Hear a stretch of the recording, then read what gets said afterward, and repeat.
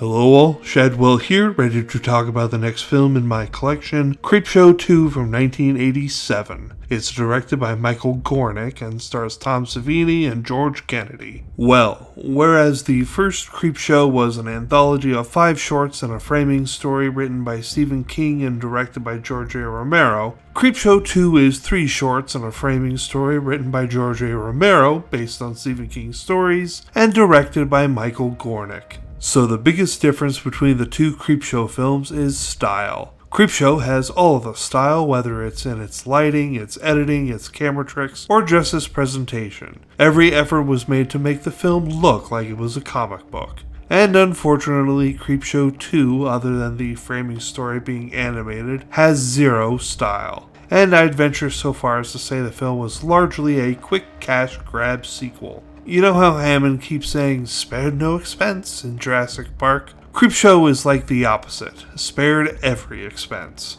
First off, I hate that the framing story is animated. I'm aware it saves money and at least the animation is that unique looking heavy metal trashy style, but it also feels lazy. Then, there's only 3 vignettes. With the first film, we got 5, and that feels rude on the filmmaker's part.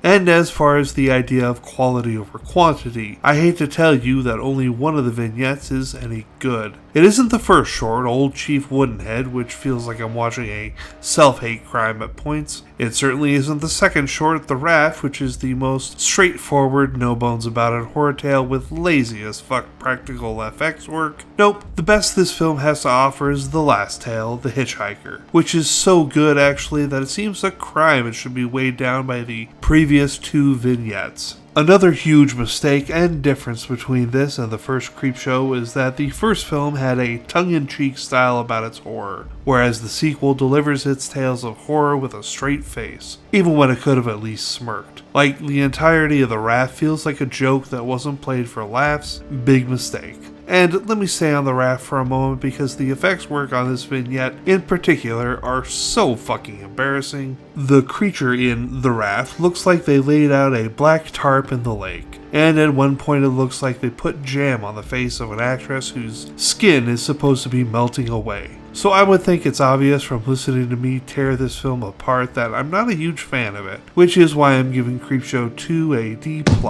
It could have been a lot better. I would have even accepted a clone of the first film. Tomorrow we start the Critters franchise with its first film, Critters. See y'all then.